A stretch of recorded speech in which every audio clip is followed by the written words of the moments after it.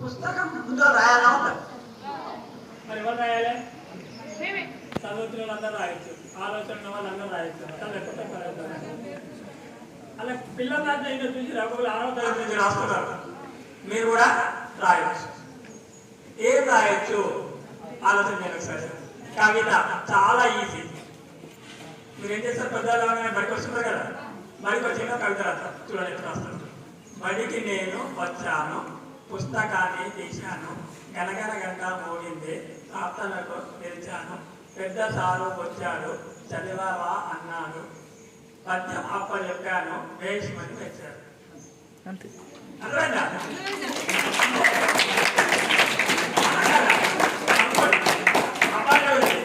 ఆదాం వచ్చింది, సెలవు వచ్చింది, ఏం చేస్తామా?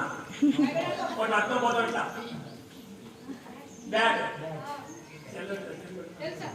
బ్యాగ్ పెట్టుకోపోతారు.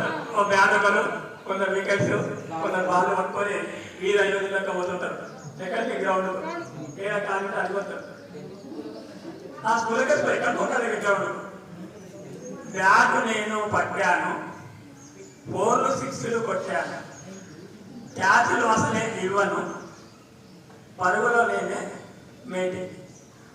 ఇలా చిన్నాక పెద్ద దాన్ని కొద్దిగా బౌలింగ్ నేను చేస్తాను, బ్యాట్కు అందకలిస్తాను, క్లీన్ బౌల్డే చేస్తాను, మా టీమునే నిలిపిస్తాను. అమ్మ చూడండి, ఉదయమే లేస్తుంది, శుభ్రంగా చేస్తుంది. అదే కదా, ముగ్గు అందమైన ముగ్గు వేసి ఎందరినో ఆకర్షిస్తుంది.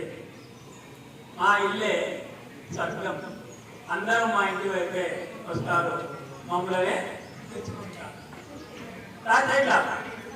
మీరు కవిత రాయడం ఫస్ట్ ఈజీ. ఎవరికైతే ఆలు వస్తాయో, అక్షరాలు వస్తాయో కవిత రాయచ్చు. మీకు అందరికీ మైండ్ ఉంది, అందరికీ రాయచ్చు. ఒకటి